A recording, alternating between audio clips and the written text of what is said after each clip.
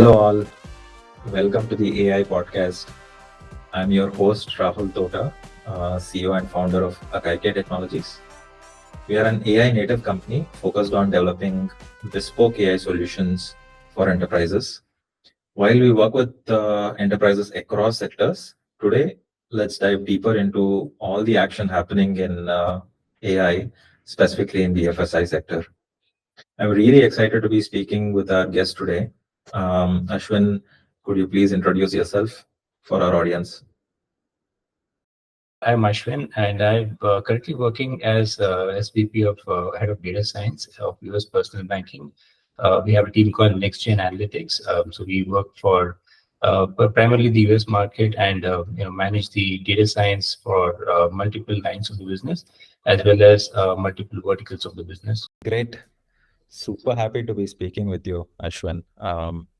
Now, let's go a little deeper. Tell us how AI has evolved in the BFSI universe over the past decade.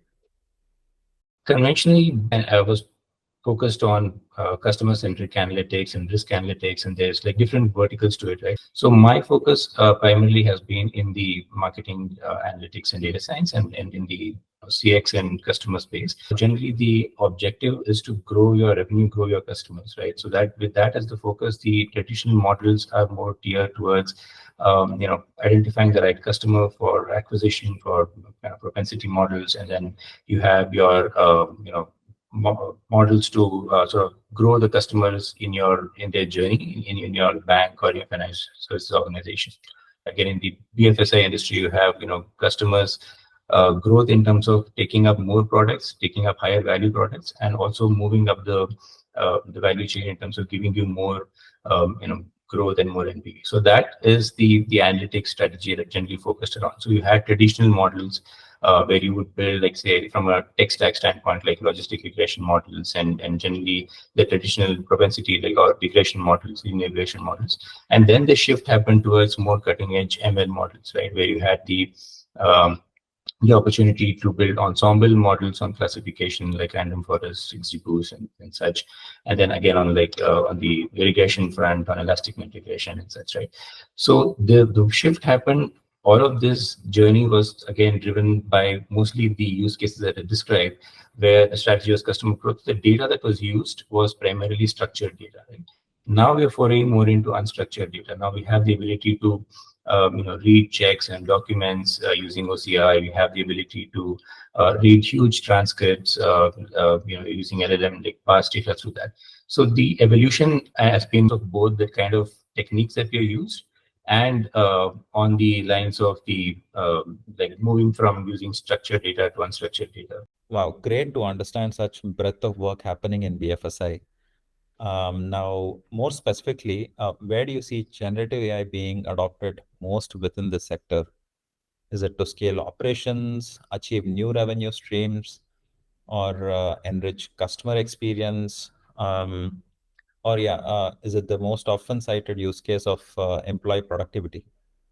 So let me give an example to take this a little better, right? Like because if we try to talk about just like, of course, the improvement has been across industry, like across the different use cases that you described, from underwriting to better credit management to better investment strategies in banks to better handling of customer grievances and better understanding of unstructured information, like reading credit reports to working with like invoice level information. There's been a good growth in all these aspects.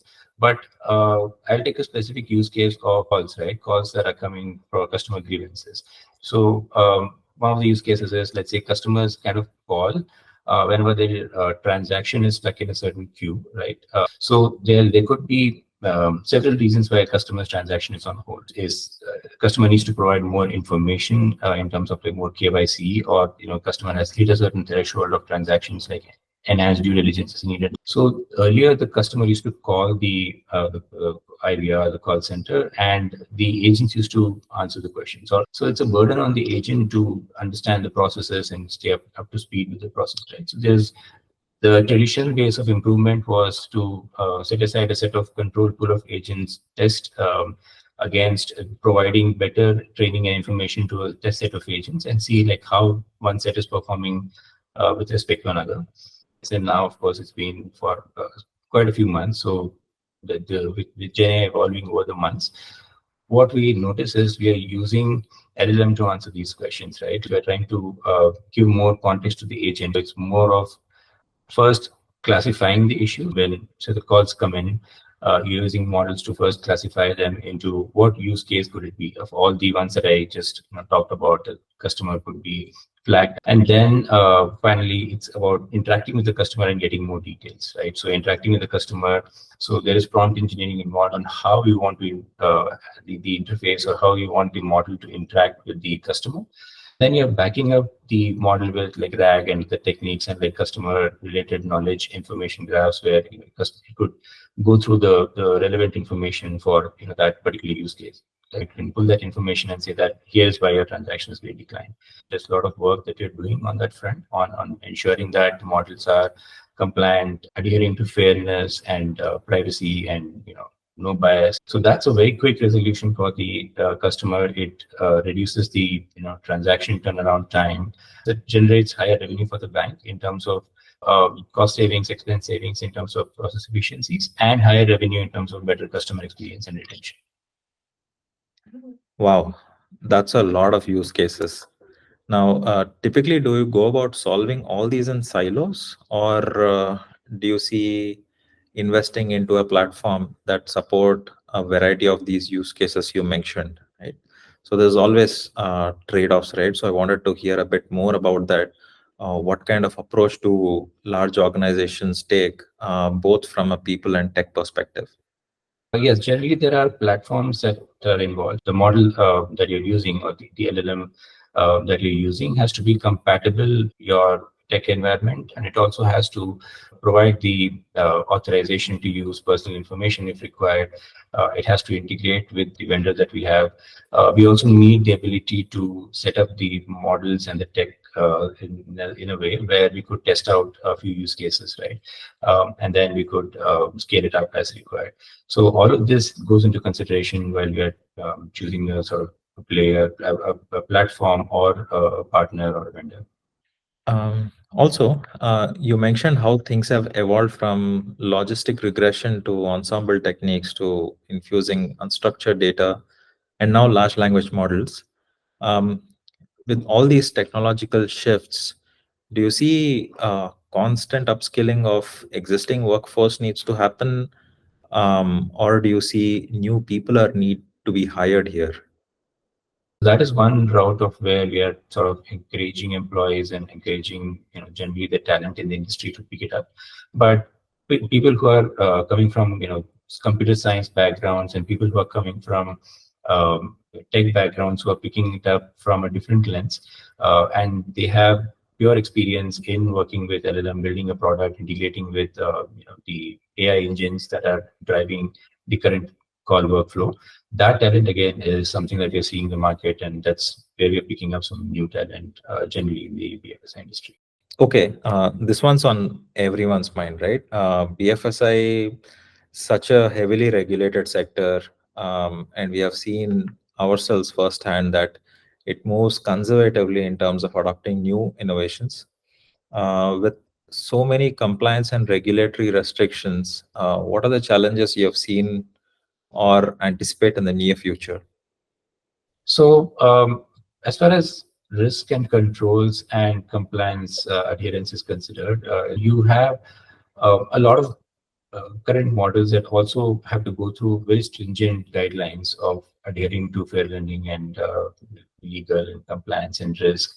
The traditional models that we had, which had some amount of ambiguity in terms of not always having the explanatory power, it took an evolution of all these processes in the back end on risk and controls to catch up and frame the new rules that are required for the models to go into production, right? And same thing is happening right now with AI as well, where there are new set of rules and guidelines that we need to adhere to. One of them, the BBQ data that you have with unbiased and quotient. So that's one example that's publicly available. And then there are other guidelines which are specific to banks and specific to financial institutions that they need to adhere to, right? So that is catching up, I would say. And we are working with the teams that are currently managing the risk and controls for models to make sure that anything that goes into the market. Good to hear such controls in place. While we as a company have been helping orgs adopt AI faster, but at the same time, we also understand how deliberate we have to be while deploying AI solutions, right? So many things to consider here from a compliance and risk perspective.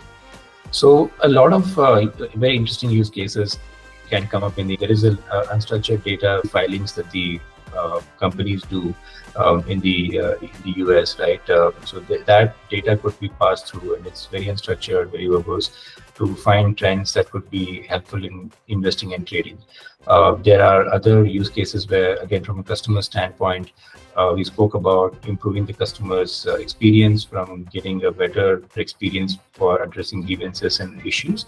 But again, that could also translate into providing better cross-sell, upsell experiences for customers, where we speak about providing investment products. You have the information of lookalike customers, and you're trying to give recommendations to customers saying that, here's what your other peers are investing in. Here's how you could get higher XARR on your investments. Here's more interesting credit card product for the use cases that you. So that data is again sitting in unstructured text format that could be tapped into.